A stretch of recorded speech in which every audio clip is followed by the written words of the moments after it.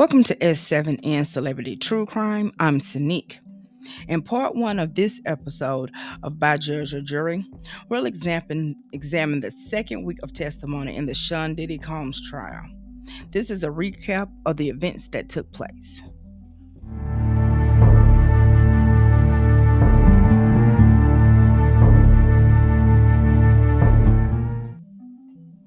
Dawn took the stand to continue from Friday's testimony. Dawn testified she was frightened when Combs told her and Ventura after the attack on Cassie the previous day that they could go missing. They could die. Dawn testified she witnessed Combs lash out at Ventura after voicing her opinion. Combs would punch, choke, slap her in the mouth, kick her, and punch her in the stomach. He would attack her for speaking up for herself. Sometimes the attacks would be random. Dunn testified that she and Kalina of Dirty Money wore sunglasses in solidarity with Cassie at a Central Park appearance. Cassie had been punched in the eye by Combs at his house before the event. She had a swollen eye that she had to cover with makeup. Combs controlled Ventura's career by not allowing the release of her music. Dunn testified Combs would tell Cassie, "Wait your turn." And he didn't like me speaking with Cassie about ways to improve her career. Combs would begin to just lash out, become very angry, and attack Cassie because of it. There were many who witnessed the savage beatings Ventura endured, and no one would step in to help her. Dunn testified that Combs would have a drug dealer named One Stop deliver a range of drugs to the studio. He carried them in a Louis Vuitton pouch called his med bag. We'll hear about that, and we've already heard about it previously, but you'll hear more about it later. Dunn testified she saw firearms a few times and that the bodyguards carried them, and the bodyguards were legally licensed to carry their firearms. I want to make sure I put that in there because they were not carrying illegally. Dunn has filed a federal lawsuit against Combs. The prosecution wanted to show the real reason for her testimony. Dunn stated she's not expecting any compensation. She just wants justice to be served. Dunn faced a tough cross by the defense, who attempted to discredit her testimony. They accused her of changing her story and then wanted to go back and work with Diddy. Dunn stood steadfast on the accounts that she admitted she considered working with him again.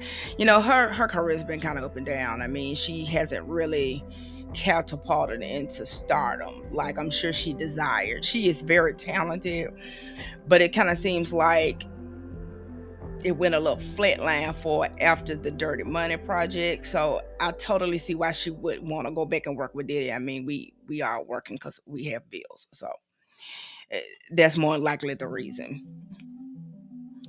Cassie's former best friend, Kerry Morgan, took the stand and testified she got to know Combs well, due to Ventura dating him for roughly 11 years. She described Combs as being nice and generous at times, then having mood swings and becoming aggressive. Morgan testified that when Combs got angry with Cassie, Ventura lost her spark and confidence. Morgan testified that Combs talked down to Ventura often and would call her up to 50 times looking for Cassie. He definitely was a control freak.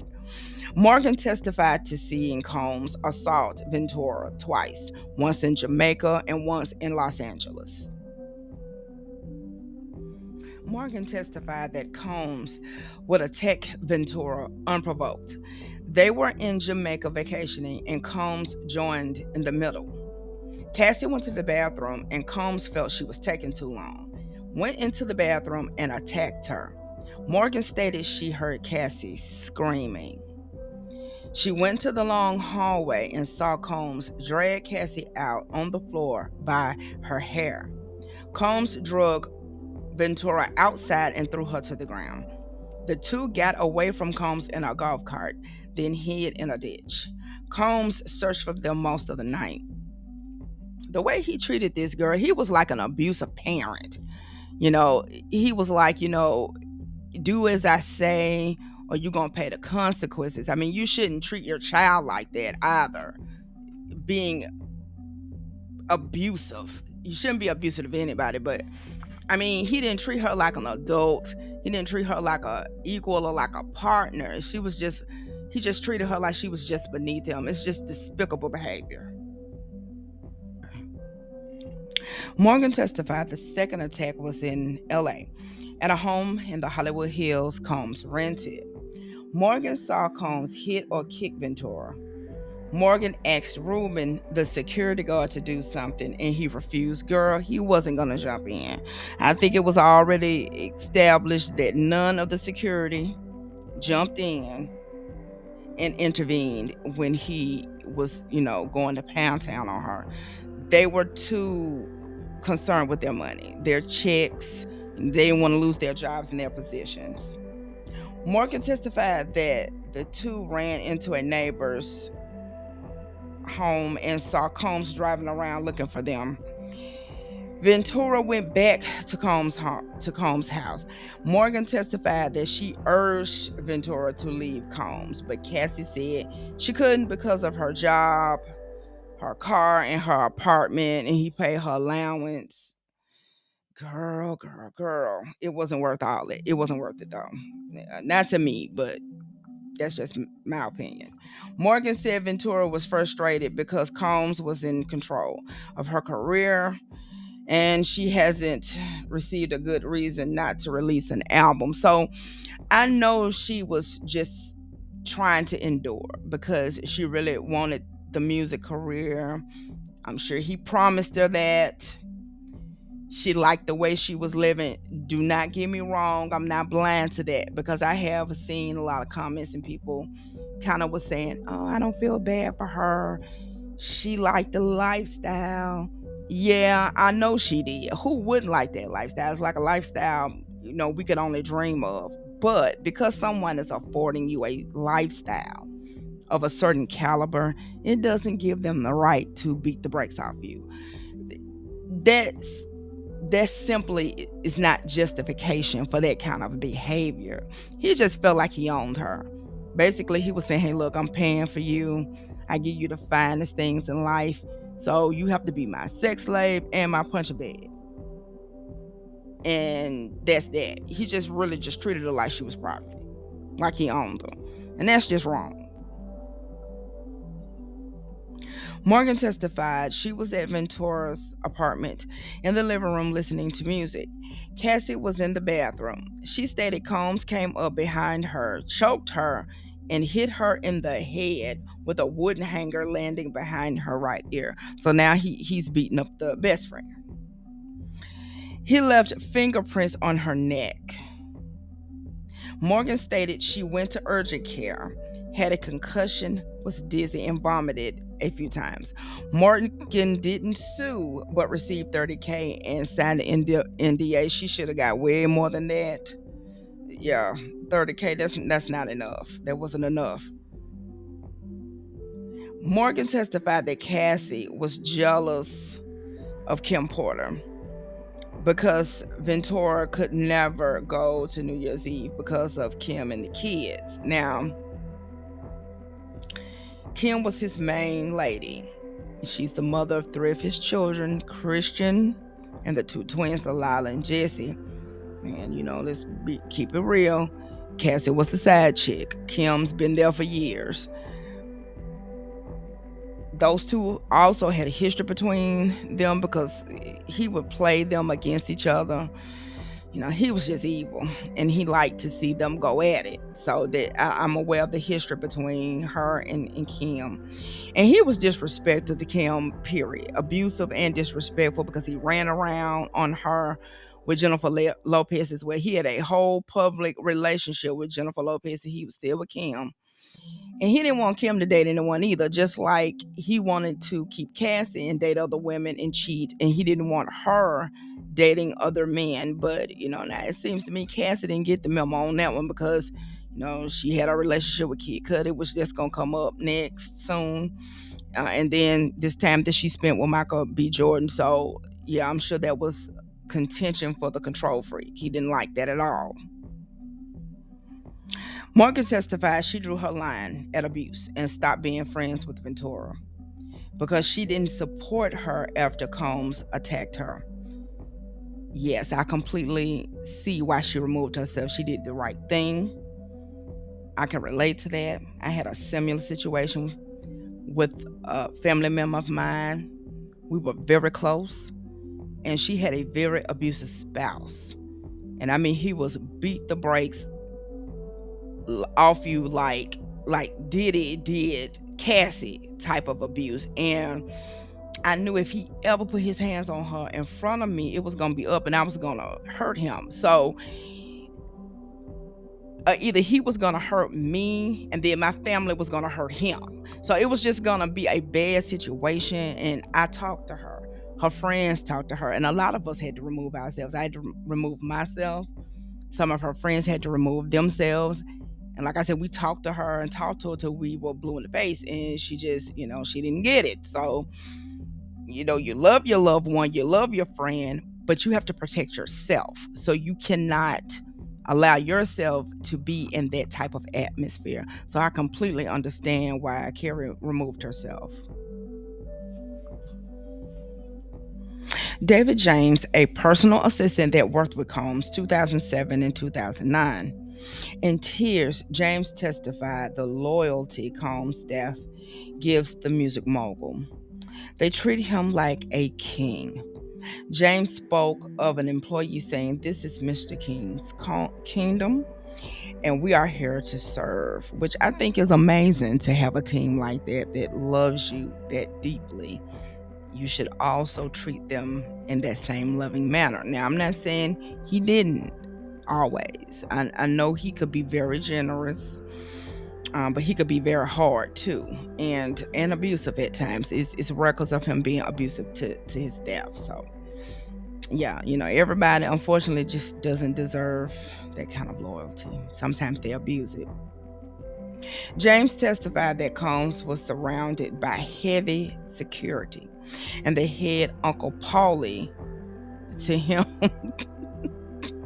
told him to stay in his lane and do your job only. So that means, don't butt in. If you see something wrong, or it goes on all the time, just look away. Don't get involved. So that was laying down the groundwork for him to just keep it moving. James stated they all carried legal guns. I think I said that before, that they carried legal. And Paulie a switchblade. So he probably was very handy with a blade, obviously. James testified that Combs rented a yacht to impress Ventura. Cassie told James, "This place is crazy." And James asked Ventura, why won't you leave? Ventura replied that she couldn't because he controls my career, pays my allowance, and pays my rent. James sobbed as he testified, "Oh, this poor man. This is sad." He acknowledged this firsthand, so I can understand.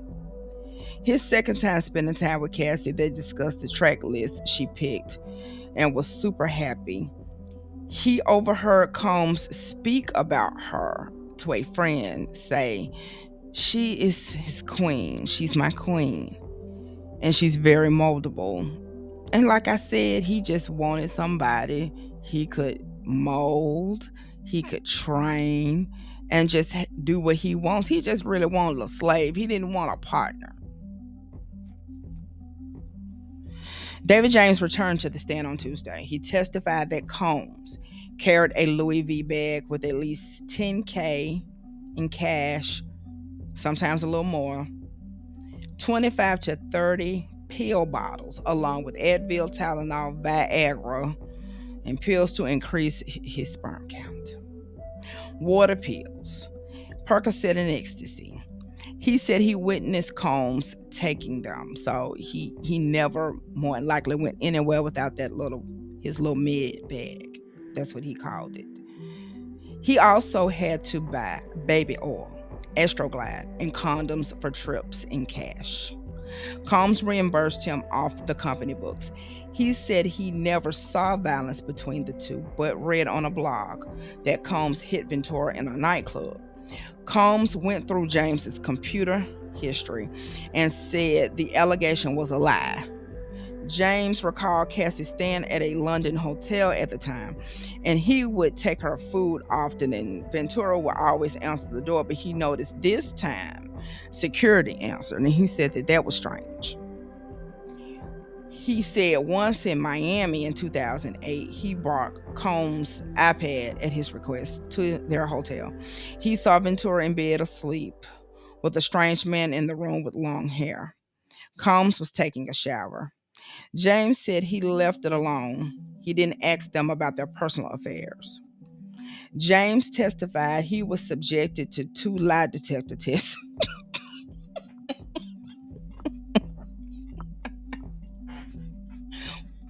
Ooh, he will hook them up to a lie detector test in a heartbeat. The first when money was missing, the second when a watch went missing. Combs had an FBI agent whose specialty was lie detector tests. Now, I'm not gonna lie, I kind of feel him on watching people because people will steal. And especially with how much money he has and, fine, expensive jewelry and just things of that nature. Some people think they probably can swipe something and you wouldn't miss it, but Diddy, I think he would miss everything. I think he would miss it. If you took something, he would miss it. That's why he was hooking them up to these lie detector tests. James testified that he got high on ecstasy at a New Year's Eve party once and Combs videoed him dancing. Combs said he would keep it in case he needed it because it would embarrass James. Now, why would he need a video to embarrass this man with? I told you early on, I think he had things on his employees. That's probably why a lot of them turned a blind eye to all of the abuse against Cassie and other things that he did. He has dirt on a lot of them. James' last straw was in 2008. Combs' confidant, D-Rock, spotted Suge Knight at Mel's Drive-In. They all went and became armed with guns in anticipation of confronting Suge. Then James was like, that's enough for me. I am not a gangster. James testified that that's when he left the job. He knew his life was in danger. I don't blame James. I don't blame him at all. Tune in for more updates as we follow the Sean Diddy Combs trial. In part 2, we'll wrap up the recap of week 2 testimony. Thank you for watching. Please like, comment, and subscribe so you won't miss any new uploads. Take care of yourself and each other.